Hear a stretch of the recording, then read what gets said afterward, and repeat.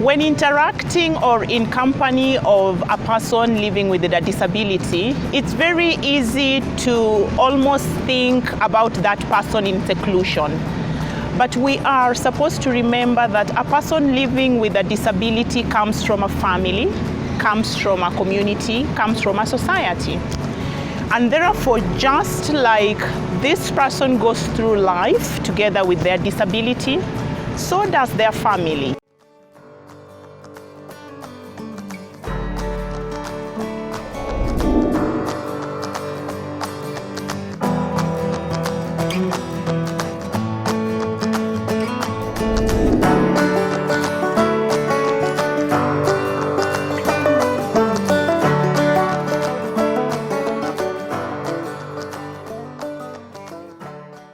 My name is Edward Mwaniki Mureithi.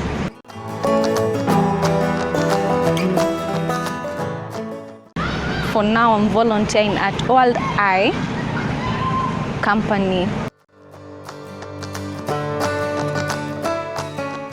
I'm from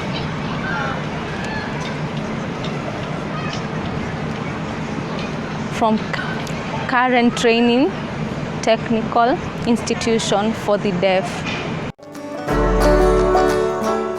I've studied business education because it's very hard. They keep saying hi. Sometimes I try to explain to them, but it's possible at work to interact with them through lip reading.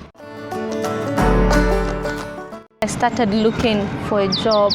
It was very hard for me, and they wouldn't pick me because of my disability, but they'll pick the hearing people, always picked other hearing people, but I never got a response. So it's so different for us guys. After this short break, we'll talk to Edward's mom. Don't go too far.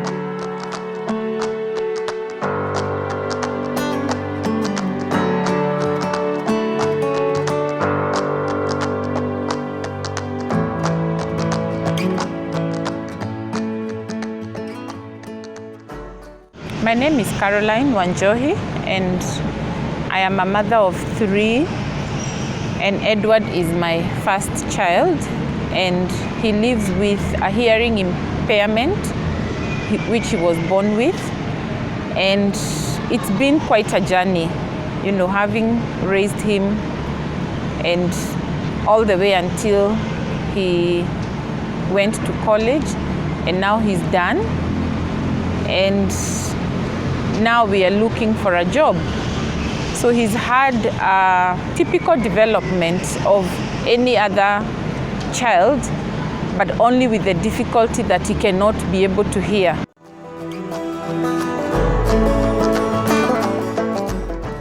My typical day with Edward is, now that he's an adult, that he needs to find, you know, his destiny.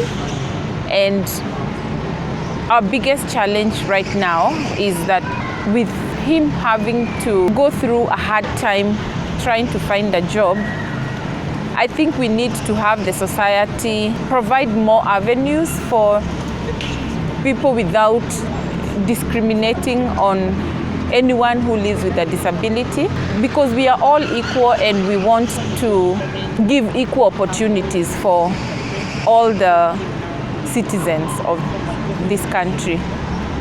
With our country, the fact that we have come, that we have education for all those who have disabilities, be it hearing, be it physical, any sort of disability, that the government is taking the initiative to ensure that all these students get proper education.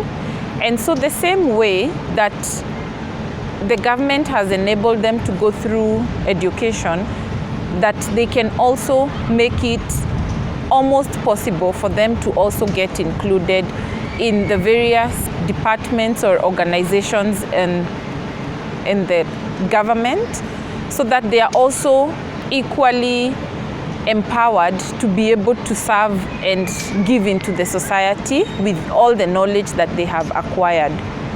So I would say that there are gaps probably that would need to be filled to make sure that all the people living with disabilities have been included into the workforce of this country.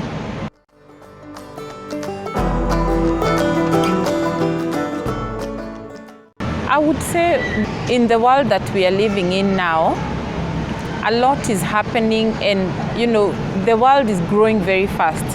And I feel that we should also make sure that in terms of infrastructure, that it is also enabled for maybe people who are blind or people living with hearing impairments, that they are able to understand and get help with anybody that they would find, which means if I sign to you as an attendant, will you be able to attend to me?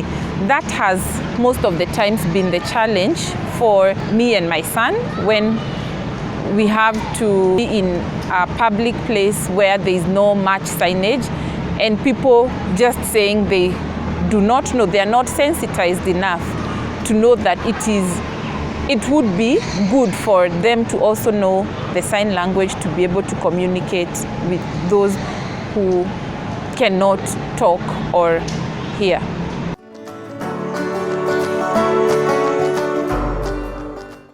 Edward has certificate level in business studies where he got to do different units including computer, business and accounting courses, and also some of the office practices.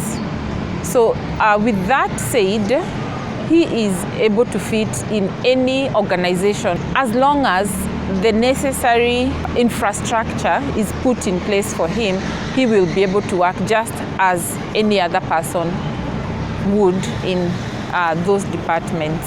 Thank you for watching, guys. If you haven't subscribed yet, please hit that subscribe button and look forward to a new video every Thursday where we will be getting to have a guest walk us through their lives as either one who is living with a disability or a family member who happens to have a disability. Thank you, and in recognition of the team that has made it possible for today's episode, I would so very much like to thank Edward, who agreed to share his life with us. Thank you, Caroline Wanjohi, Edward's mom, for having made this possible, and Njoki, who was gracious to be our interpreter for today.